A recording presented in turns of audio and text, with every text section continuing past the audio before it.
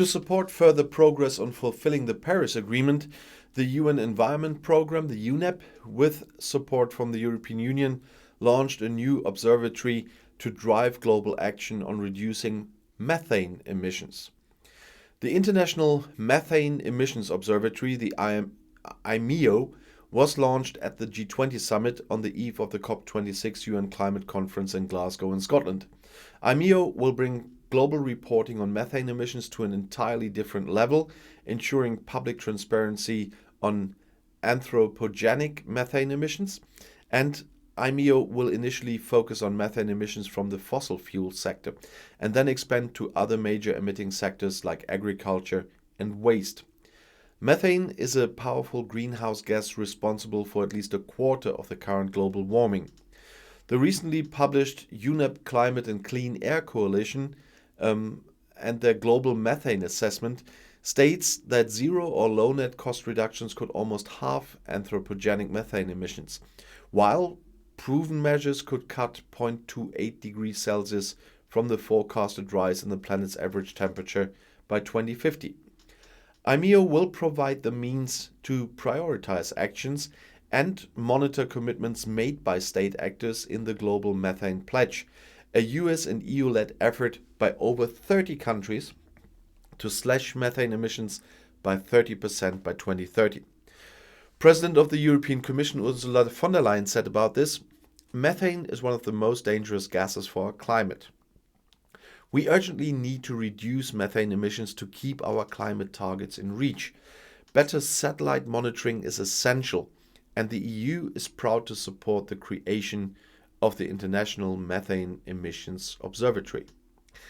To stay on track for the Paris Agreement goal of limiting climate change to 1.5 degrees Celsius, the world needs to almost halve greenhouse gas emissions by 2030. The Intergovernmental Panel on Climate Change notes that if the world is to achieve the 1.5 degree temperature target, deep methane emissions reductions must be achieved over the next decade. As highlighted by the IPCC, if the world is serious about avoiding the worst effects of climate change, we need to cut methane emissions from the fossil fuels industry. But this is not a get-out-of-jail-free card. Methane reductions must go hand in hand with actions to decarbonize the energy system to limit warming to 1.5 degrees Celsius, as called for in the Paris Agreement, said Inga Andersen, Executive Director of UNEP. Methane released directly into the atmosphere is more than 80 times more potent than CO2 over a 20-year time horizon. However, a methane's atmospheric lifespan is relatively short, it's just 10 to 12 years. Actions to cut methane emissions can yield the most immediate reduction in the rate of warming, while also delivering air quality benefits. EU Commissioner for Energy Kadri Simpson said, "Methane has accounted for roughly 30% of global warming since pre-industrial times, and today its emissions are increasing faster than at any other time since record keeping began in the 1980s. Existing systems do not allow us to determine precisely enough where these emissions happen across the globe and in what volumes. Once better data is available, countries can take swift and well-targeted action.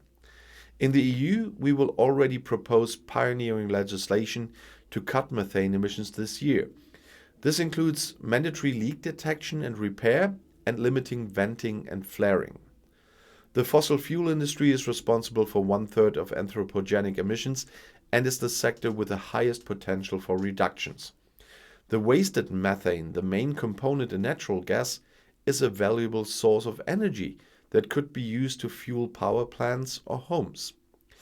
The observatory will produce a global public data set of empirically verified methane emissions, starting with the fossil fuel sector at an increasing level of granularity and accuracy by integrating data principally from 4 streams. Reporting from the Oil and Gas Methane Partnership 2.0, oil and gas companies, direct measurement data from scientific studies, remote sensing data, and national inventories. This will allow IMEO to engage companies and governments around the world to utilize this data to target strategic mitigation actions and support science-based policy options. Critical to this effort are data collected through OGMP 2.0 launched in November 2020, in the framework of the CCAC. OGMP 2.0, launched in November 2020 in the framework of the CCAC, is the only comprehensive measurement-based reporting framework for the oil and gas sector, and its 74 member companies represent many of the world's largest operators across the entire value chain and account for over 30% of all oil and gas production. In a report released to coincide with the launch, IMEO laid out its theory of change. At the heart of its theory is the need for an independent and trusted entity to integrate these multiple sources of heterogeneous data into a coherent and policy-relevant data set. The report also includes the analysis of the first report submitted by the company members of the OGMP 2.0. During this first year, most companies put significant efforts into reporting and outlined ambitious 2025 reduction targets.